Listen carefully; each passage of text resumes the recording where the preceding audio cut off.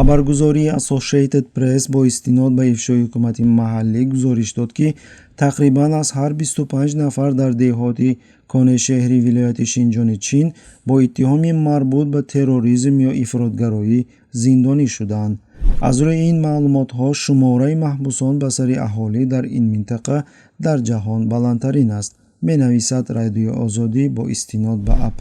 дар ин рӯйхат, ки аз ҷониби АП дастрас ва қисман тасдиқ шудааст, номи беш аз 10,000 уйғур зикр шудааст, ки танҳо дар як вилояти Шинҷони ҷанубии кишвар зиндонӣ шуданд.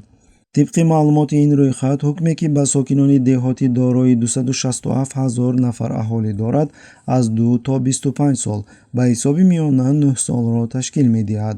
ҳарчанд бисёре аз афроди дар ин феҳрист дар соли 2017 боздошт шуда буданд, ба гуфтаи намояндагони уйғурҳои бурунмарзӣ, дарозии ҳукмҳо аз он шаҳодат медиҳад, ки аксарияти кулли боздоштшудаҳо то ҳол дар зиндон ҳастанд.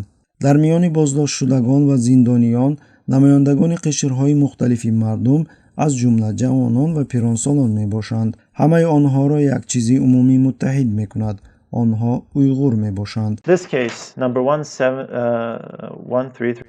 феҳристро ба Евгений Бунин, пажӯҳишгари лагерҳои Шинҷон, як манбаи номаълум, ки худро намояндаи аксарияти хонҳо, ки ба сиёсати ҳукумати Чин дар Шинҷон мухолиф ҳастанд, муаррифӣ менамояд, пешкаш кардааст. But when I was outside, I tried everything I can.